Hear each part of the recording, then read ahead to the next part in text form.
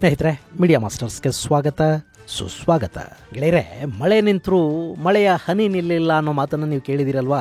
ಈಗ ಪರಿಸ್ಥಿತಿ ಹಾಗೇನೇ ಇದೆ.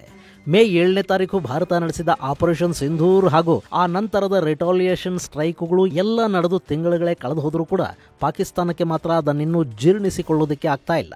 ಅದರಲ್ಲೂ ಬ್ರಹ್ಮೋಸ್ ಮಿಸೈಲ್ ಪಾಕಿಗಳನ್ನು ಕನಸಲ್ಲೂ ಕಾಡ್ತಾ ಇದೆ. ಈ ಬಗ್ಗೆ ಈಗಾಗಲೇ ಪಾಕಿಸ್ತಾನದ ಸೇನಾ ಮುಖ್ಯಸ್ಥ ಫೀಲ್ಡ್ ಮಾರ್ಷಲ್ ಮುನೀರ್ ಮಾತಾಡಿ ಆಯಿತು. ಪಾಕಿಸ್ತಾನದ ಪ್ರಧಾನಿ ಶಹಬಾಜ್ ಶರೀಫ್ ಹೇಳಿದ್ದಾಯ್ತು. ಇನ್ನು ಈಗ ಪಾಕಿಸ್ತಾನದ ಪ್ರಧಾನಿಯ ಸಲಹೆಗಾರ ಕೂಡ ಬ್ರಹ್ಮೋಸ್ನ ಜಪ ಮಾಡ್ತಾ ಇದ್ದಾನೆ. ಇದು ಪಾಕ್ಗೆ ಬ್ರಹ್ಮೋಸ್ನ ಭಯ ಎಷ್ಟಿತ್ತು ಅನ್ನೋದನ್ನ ತೋರಿಸ್ತಾ ಇದೆ. ಇನ್ನು ಇದೇ ಹೊತ್ತಲ್ಲಿ ಪಾಕಿಸ್ತಾನದ ಏರ್ ಚೀಫ್ ಮಾರ್ಷಲ್ ಅಮೆರಿಕಾದ ಪ್ರವಾಸ ಕೈಗೊಂಡಿದ್ದಾನೆ. ಮುನೀರ್ ಅಮೆರಿಕಾಗೆ ಹೋಗಿ ಬಂದ ಬಳಿಕ ಜಹೀರ್ ಅಹಮದ್ ಬಾಬರ್ ಸಿಧು ಅಮೆರಿಕ ಪ್ರವಾಸ ಮಾಡ್ತಾ ಇರೋದು ತೀವ್ರ ಕುತೂಹಲಕ್ಕೆ ಕಾರಣ ಆಗ್ತಾ ಇದೆ. ಅಷ್ಟೇ ಅಲ್ಲದೆ ಪಾಕ್ ಈಗ ಚೈನಾದ ಬಾಹುಗಳಿಂದ ಬಿಡಿಸಿಕೊಂಡು ಮತ್ತೆ ಅಮೆರಿಕಾದ ತೊಡೆ ಇರುತ್ತಾ ಅನ್ನೋ ಅನುಮಾನಗಳು ಕೂಡ ಮೂಡ್ತಾ ಇವೆ. ಇಲ್ಲಿ ಮುನೀರ್ ಹಾಗೂ ಸಿಧು ನಡುವೆ ಒಂದು ಶೀತಲ ಸಮರ ನಡೀತಿರೋ ಹೊತ್ತಲ್ಲೇ ಆತ ಅಮೆರಿಕಾಗೆ ಹೋಗ್ತಾ ಇರೋದು ಯಾಕೆ? ಪಾಕಿಸ್ತಾನಕ್ಕೆ ಚೈನಾದಿಂದ ಕಳಿಸ್ಕೊಳ್ಳೋದಕ್ಕೆ ಸಾಧ್ಯ ಆಗುತ್ತಾ ಅನ್ನೋ ಬಗ್ಗೆ ಒಂದಷ್ಟು ಮಾಹಿತಿಯನ್ನ ನಾವಿಲ್ಲಿ ನೋಡೋಣ.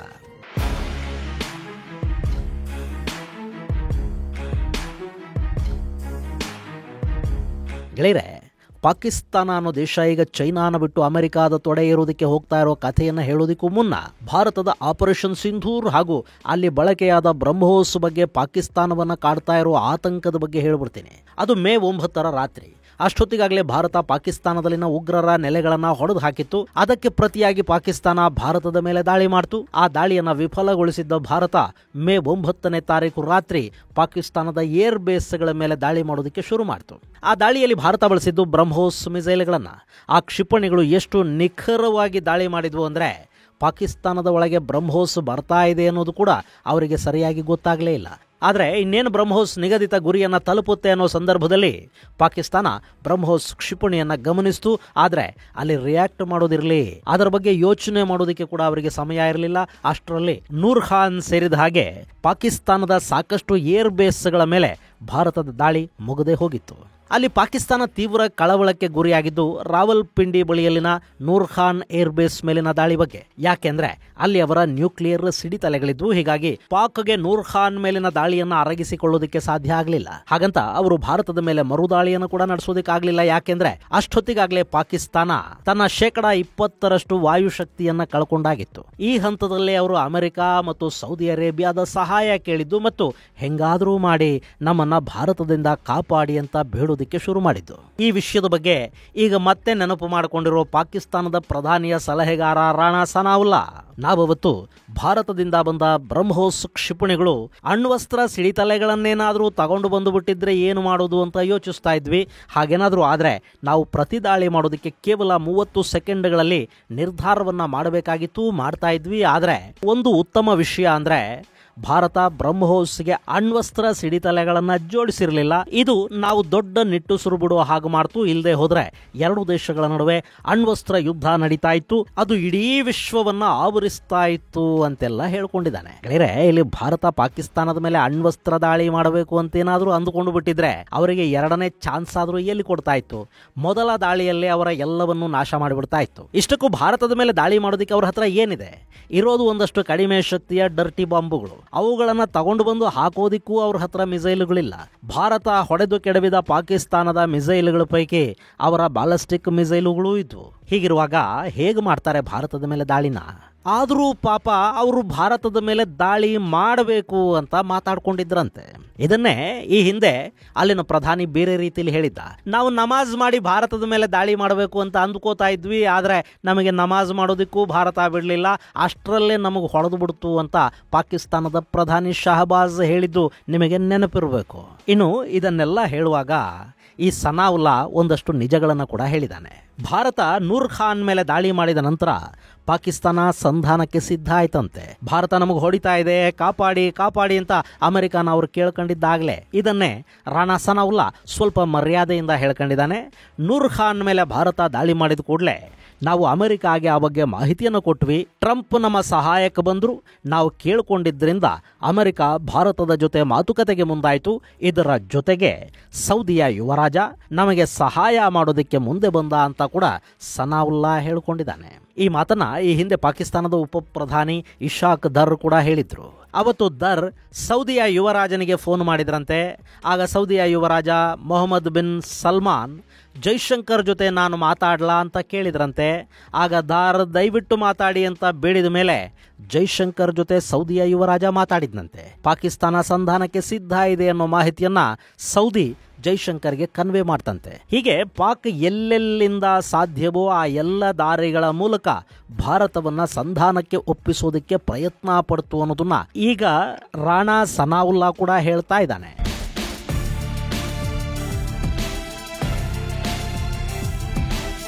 ಗೆಳೆಯರೆ, ಭಾರತ ಅಮೆರಿಕಾದ ಮಾತು ಕೇಳಕೊಂಡು ಕದನ ವಿರಾಮ ಘೋಷಿಸ್ತು ಅಂತ ಹೇಳೋ ಜನ ಇದಾರಲ್ಲ, ಅವರಿಗೆ ಪಾಕಿಸ್ತಾನದ ನಾಯಕರ ಈ ಹೇಳಿಕೆಗಳು ಮಾತುಗಳು ಖಂಡಿತ ಇಷ್ಟ ಆಗೋದಿಲ್ಲ.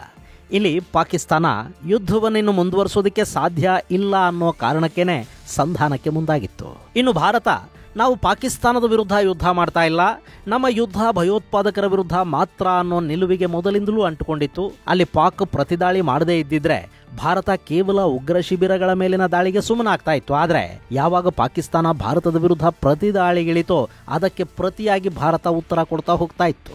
ಯಾವಾಗ ಪಾಕಿಗಳು ನಾವಿನ್ನು ಮುಂದೆ ಯುದ್ಧ ಮಾಡೋದಿಲ್ಲ, ಸಾಕು ದಯವಿಟ್ಟು ನಿಲ್ಲಿಸಿ ಅಂತ ಅವರೂ ಕೇಳ್ಕೊಳ್ತಾ ಅವರ ಪರವಾಗಿ ಅಮೆರಿಕ ಹಾಗೂ ಸೌದಿ ಅರೇಬಿಯಾಗಳು ಗ್ಯಾರಂಟಿ ಕೊಟ್ಟ ಮೇಲೆ ಭಾರತ ಕೂಡ ಆಯ್ತು ಹೋಗಿ ಅಂತ ಹೇಳ್ತು. ಈ ಮೂಲಕ ನಾವು ಯುದ್ಧ ಪಿಪಾಸುಗಳಲ್ಲ, ಆದ್ರೆ ನಮ್ಮ ಮೇಲೆ ದಾಳಿಗೆ ಬಂದ್ರೆ ಯಾರನ್ನೂ ಸುಮ್ಮನೆ ಬಿಡೋದಿಲ್ಲ ಅನ್ನೋ ಸಂದೇಶವನ್ನ ಭಾರತ ಜಗತ್ತಿಗೆ ಕಳುಹಿಸಿಕೊಡ್ತು. ತನ್ನ ಏರ್ ಡಿಫೆನ್ಸ್ ಹಾಗೂ ಏರ್ ಸುಪೀರಿಯಾರಿಟಿಯನ್ನು ತೋರಿಸ್ಕೊಳ್ತು. ಡೈನಾಮಿಕ್ ಅಟ್ಯಾಕ್ ಮೂಲಕ ಶತ್ರುಗಳ ಬಲವನ್ನ ಹೇಗೆ ಮುರಿದು ಹಾಕಬಹುದು ಅನ್ನೋದನ್ನು ತೋರಿಸ್ತು.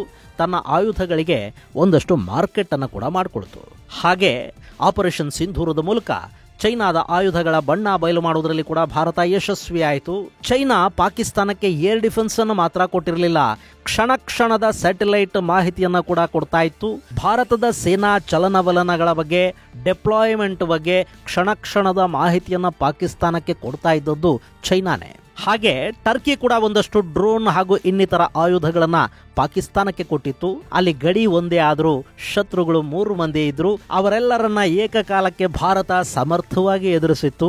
ಚೈನಾದ ಏರ್ ಡಿಫೆನ್ಸ್, J-10, JF-17 ಯುದ್ಧ ವಿಮಾನಗಳು, PL-15 ಮಿಸೈಲುಗಳು ಇವ್ಯಾವೂ ಕೂಡ ಪಾಕಿಸ್ತಾನಕ್ಕೆ ಉಪಯೋಗಕ್ಕೆ ಬಾರದ ಹಾಗೆ ಭಾರತ ಮಾಡಿತು.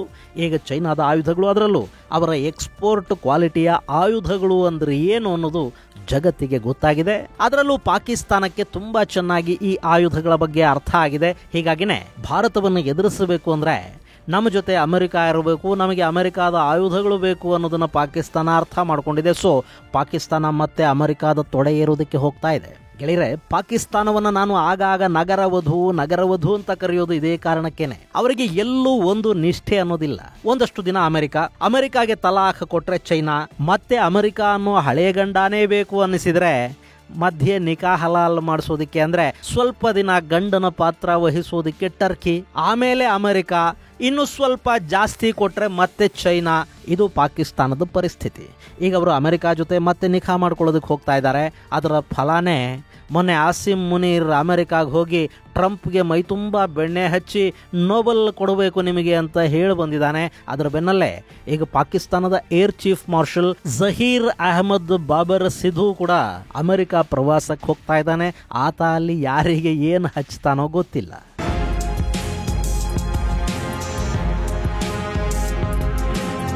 ಗೆಳೆಯರೆ, ಇಲ್ಲಿ ನಿಮಗೆ ಇನ್ನೂ ಒಂದು ವಿಷಯ ಹೇಳಬೇಕು. ಈ ಏರ್ ಚೀಫ್ ಮಾರ್ಷಲ್ ಬಾಬರ್ಗೂ ಫೀಲ್ಡ್ ಮಾರ್ಷಲ್ ಆಸಿಮ್ ಮುನೀರ್ಗೂ ಒಬ್ಬರನ್ನ ಕಂಡ್ರೆ ಒಬ್ಬರಿಗೆ ಆಗೋದಿಲ್ಲ. ಅದರಲ್ಲೂ ಮೊನ್ನೆ ಆಪರೇಷನ್ ಸಿಂಧೂರಲ್ಲಿ ವಧೆ ತಿಂದದ್ದು ಪಾಕಿಸ್ತಾನದ ಏರ್ ಫೋರ್ಸ್. ಅಲ್ಲಿ ಸಾವಿಗೀಡಾಗಿದ್ದು ಏರ್ ಫೋರ್ಸ್ ನ ಸಿಬ್ಬಂದಿ. ಹೆಚ್ಚು ನಷ್ಟವನ್ನ ಕಂಡಿದ್ದು ಏರ್ ಫೋರ್ಸ್ ಮತ್ತು ಭಾರತದ ವಿರುದ್ಧ ಹೋರಾಡೋ ಪ್ರಯತ್ನವನ್ನ ಮಾಡಿದ್ದು ಕೂಡ ಅಲ್ಲಿನ ಏರ್ ಫೋರ್ಸ್. ಹಾಗೆ ನೋಡಿದ್ರೆ ಆಪರೇಷನ್ ಸಿಂಧೂರ ಅನ್ನೋದು ಬಹುತೇಕ 2 ದೇಶಗಳ ವಾಯುಪಡೆಗಳ ನಡುವೆ ನಡೆದ ಕಾದಾಟ. ಆದ್ರೆ ಅದರ ಲಾಭನ ಪುಗಸೆಟ್ಟೆ ಪಡ್ಕೊಂಡಿದ್ದು ಫ್ರಾಡ್ ಮಾರ್ಷಲ್ ಮುನೀರ್. ಯುದ್ಧ ನಿಂತು ಕೂಡಲೇ ಪಾಕಿಸ್ತಾನದ ತುಂಬಾ ಆತನ ಪೋಸ್ಟರ್ಗಳು ಕಾಣಿಸ್ಕೊಂಡ್ವು. ಅಲ್ಲಿವರೆಗೆ ಸೇನಾ ಮುಖ್ಯಸ್ಥನಾಗಿದ್ದ ಮುನೀರ್ ಯುದ್ಧ ಸೋತಿದ್ದಕ್ಕೆ ಫೀಲ್ಡ್ ಮಾರ್ಷಲ್ ಹುದ್ದೆಯನ್ನು ಪಡ್ಕೊಂಡ. ಅಲ್ಲಿ ಕಾದಾಡಿದ್ದು ಯಾರೋ, ಲಾಭ ಮಾಡ್ಕೊಂಡಿದ್ದು ಯಾರೋ. ಈ ಸಿಟ್ಟು ಏರ್ ಮಾರ್ಷಲ್ ಬಾಬರ್ ಸಿಧುಗಿದೆ. ಇನ್ನು ನಾಳೆ ಪಾಕಿಸ್ತಾನದ ಸೇನೆಯಲ್ಲಿ ಮುನೀರ್ ವಿರುದ್ಧ ಬಂಡಾಯ ಶುರುವಾದ್ರೆ, ಅಲ್ಲಿ ಸೇನಾ ದಂಗೆ ಏನಾದರೂ ನಡೆದ್ರೆ ಅದರ ನೇತೃತ್ವ ಈ air chief marshal Babar Sidhu ವಹಿಸಿಕೊಳ್ಳೋ ಸಾಧ್ಯತೆ ಇರುತ್ತೆ. ಹೀಗಾಗಿನೇ ಈತನ ಅಮೆರಿಕ ಭೇಟಿ ಅನ್ನೋದು ಈ ಸಂದರ್ಭದಲ್ಲಿ ಅತ್ಯಂತ ಮಹತ್ವವನ್ನು ಪಡ್ಕೊಳ್ತಾ ಇದೆ. ಇನ್ನು ಈ ಭೇಟಿಯನ್ನ ಅಂತಾರಾಷ್ಟ್ರೀಯ ರಕ್ಷಣಾ ತಜ್ಞರು ಸಾಕಷ್ಟು ದೃಷ್ಟಿಕೋನಗಳಿಂದ ನೋಡ್ತಾ ಇದ್ದಾರೆ. ಮೊದಲನೆಯದು, ಪಾಕಿಸ್ತಾನ ಆಯುಧಗಳ ವಿಷಯದಲ್ಲಿ ಹಾಗೂ ಭಾರತವನ್ನು ಎದುರಿಸುವ ನಿಟ್ಟಲ್ಲಿ ಚೈನಾದಿಂದ ದೂರಾಗಿ ಮತ್ತೆ ಅಮೆರಿಕಾದ ಮುಂದೆ ಮಂಡಿಯೂರಬಹುದು ಅನ್ನೋದು. ಯಾಕೆಂದ್ರೆ ಪಾಕ್ ಅಮೆರಿಕಾದಿಂದ F-16 ಹಿಮಾರ್ಸ್ ಹಾಗೂ ಏರ್ ಡಿಫೆನ್ಸ್ ಸಿಸ್ಟಮ್ಗಳನ್ನು ಕೇಳ್ತಾ ಇದೆ ಅನ್ನೋ ಮಾಹಿತಿಗಳು ಬರ್ತಾ ಇವೆ. ಸೊ ಚೈನಾದ ಆಯುಧಗಳು ಸರಿ ಇಲ್ಲ ಅನ್ನೋದು ಪಾಕಿಸ್ತಾನಕ್ಕೆ ಅರ್ಥ ಆಗಿ ಮತ್ತೆ ಅಮೆರಿಕಾದ ಆಯುಧಗಳ ಕಡೆಗೆ ಅವರು ದೃಷ್ಟಿ ಹರಿಸ್ತಾ ಇದ್ದಾರೆ. ಇದು ಚೈನಾದ ಕಣ್ಣನ್ನ ಕೆಂಪಗು ಮಾಡುತ್ತೆ. ಚೈನಾ ಈ ಬಗ್ಗೆ ಸದ್ಯಕ್ಕೆ ಯಾವುದೇ ರಿಯಾಕ್ಷನ್ ಅನ್ನು ಕೊಡ್ತಾ ಇಲ್ಲ. ಆದರೆ ಚೈನಾ ಕೂಡ ಪಾಕಿಸ್ತಾನದ ನಡೆಯನ್ನು ಸೂಕ್ಷ್ಮವಾಗಿ ಗಮನಿಸ್ತಾ ಇದೆ. ಮುಂದೆ ಏನು ಮಾಡಬೇಕು ಅನ್ನೋ ಬಗ್ಗೆ ಒಂದಷ್ಟು ಪ್ಲಾನಿಂಗ್ ಅನ್ನು ಮಾಡ್ಕೊಳ್ತಾ ಇದೆ. ಇನ್ನು ಇಲ್ಲಿ ಪಾಕ್ ಏಕಾಏಕಿ ಅಮೆರಿಕ ಜೊತೆ ನಿಲ್ಲೋದು ಸುಲಭ ಕೂಡ ಅಲ್ಲ. ಯಾಕೆಂದ್ರೆ ಒಂದ್ ವೇಳೆ ಅವರೇನಾದ್ರೂ ಚೈನಾನ ನಮ್ಮ ನೆಲದಿಂದ ಎದ್ದು ಹೋಗಿ ಅಂದ್ರೆ ಅಲ್ಲಿ ಪಾಕ್ ಚೈನಾಗೆ $60 ಬಿಲಿಯನ್ ಹಣವನ್ನು ತಕ್ಷಣ ಕೊಡಬೇಕಾಗಿ ಬರುತ್ತೆ. ಅದು ಪಾಕಿಸ್ತಾನದಿಂದ ಸದ್ಯಕ್ಕಂತೂ ಸಾಧ್ಯ ಆಗದ ಮಾತು. ಇನ್ನು ಈ ಎಲ್ಲ ಬೆಳವಣಿಗೆಗಳ ನಡುವೆ ಭಾರತ ಕೂಡ ಈ ವಿಷಯವನ್ನ ತುಂಬಾ ಸೂಕ್ಷ್ಮವಾಗಿ ಗಮನಿಸ್ತಾ ಇದೆ. ಭಾರತ ಒಂದೇ ಅಲ್ಲ, ಪಾಕಿಸ್ತಾನದ ಈ ನಡೆಯನ್ನ ಚೈನಾ ಕೂಡ ತುಂಬಾ ಕೇರ್ಫುಲ್ ಆಗಿ ಗಮನಿಸ್ತಾ ಇದೆ. ಯಾಕೆಂದ್ರೆ ಇಲ್ಲಿ ಅಮೆರಿಕ ಬಂದು ಕೂತ್ರೆ ಚೈನಾ ಗ್ವದಾರ್ ಬಂದರಿನ ಮೇಲಿನ ಹಿಡಿತವನ್ನ ಹಾಗೂ ಸಿಪೆಕ್ ಅನ್ನ ಈ ಭಾಗದಲ್ಲಿ ಕಳ್ಕೋಬೇಕಾಗಿ ಬರುತ್ತೆ. ಪಾಕಿಸ್ತಾನದ ಜೊತೆ ದೋಸ್ತಿ ಮಾಡಿಕೊಂಡು ಕೂಡಲೇ ಅಮೆರಿಕ ಬಲೂಚಿಸ್ತಾನವನ್ನ ಕೇಳುತ್ತೆ. ಅವರಿಗೆ ಇರಾನ್ ವಿರುದ್ಧ ಬಲೂಚಿಸ್ತಾನದಲ್ಲಿ ನೆಲೆಗಳು ಬೇಕಿವೆ. ಇನ್ನು ಚೈನಾಗೂ ಬಲೂಚ್ ಅನ್ನೋದು ತುಂಬಾನೇ ಮುಖ್ಯ. ಯಾಕೆಂದ್ರೆ ಅಲ್ಲಿ ಬಂದರು, ಏರ್ಪೋರ್ಟು, ರಸ್ತೆ, ಮೈನಿಂಗ್ ಅಂತ ಏನೇನೋ ಕನಸನ್ನ ಚೈನಾ ಕಾಣ್ತಾ ಇದೆ. ಹೀಗಿರುವಾಗ ಅಲ್ಲಿಗೆ ಅಮೆರಿಕ ಬಂದ್ರೆ ಚೈನಾದ ಕನಸುಗಳು ಒಡೆದು ಹೋಗುತ್ತವೆ. ಈ ಕಾರಣಕ್ಕೆ ಚೈನಾ ಕೂಡ ತುಂಬಾ ಕೇರ್ಫುಲ್ ಆಗಿ ಅಮೆರಿಕ ಹಾಗೂ ಪಾಕಿಸ್ತಾನದ ಮೇಲೆ ಕಣ್ಣಿಟ್ಟಿದೆ. ಅವರು ಪಾಕಿಸ್ತಾನದಲ್ಲಿ ತಮ್ಮ ಹೂಡಿಕೆಗಳು ವ್ಯರ್ಥ ಆಗೋದಕ್ಕೆ ಮತ್ತು ಪಾಕಿಸ್ತಾನದಂತಹ ಒಬ್ಬ ಗುಲಾಮ ತಮ್ಮ ಕೈ ಬಿಟ್ಟು ಅಮೆರಿಕಾದ ಪಾಳಯವನ್ನು ಸೇರೋದಕ್ಕೆ ಅವಕಾಶ ಕೊಡದ ಹಾಗೆ ತಡಿಬೇಕು ಅಂದ್ಕೋತಾರೆ. ಆ ಪ್ರಯತ್ನಗಳಲ್ಲಿ ಪಾಕಿಸ್ತಾನ ಹೇಗೆ ನರಳುತ್ತೆ ಅನ್ನೋದನ್ನ ನಾವಿನ್ನು ಮುಂದೆ ಕಣ್ಣು ತುಂಬಿಕೊಳ್ಳೋದೊಂದು ಬಾಕಿ ಇದೆ. ಇದು ಗೆಳೆಯರೆ, ಚೈನಾದ ಜೊತೆಯಲ್ಲಿದ್ದ ಪಾಕ್ ಈಗ ಅಮೆರಿಕಾದ ತೊಡೆ ಇರೋದಕ್ಕೆ ಹೋಗ್ತಾ ಇರೋದರ ಕುರಿತಾದ ಒಂದಷ್ಟು ಮಾಹಿತಿ. ಮುಂದಿನ ಸಂಚಿಕೆಯಲ್ಲಿ ಮತ್ತಷ್ಟು ವಿಶೇಷಗಳ ಜೊತೆ ಮತ್ತೆ ಭೇಟಿಯಾಗೋಣ. ಅಲ್ಲಿವರೆಗೆ ಜೈ ಹಿಂದ್, ಜೈ ಕರ್ನಾಟಕ.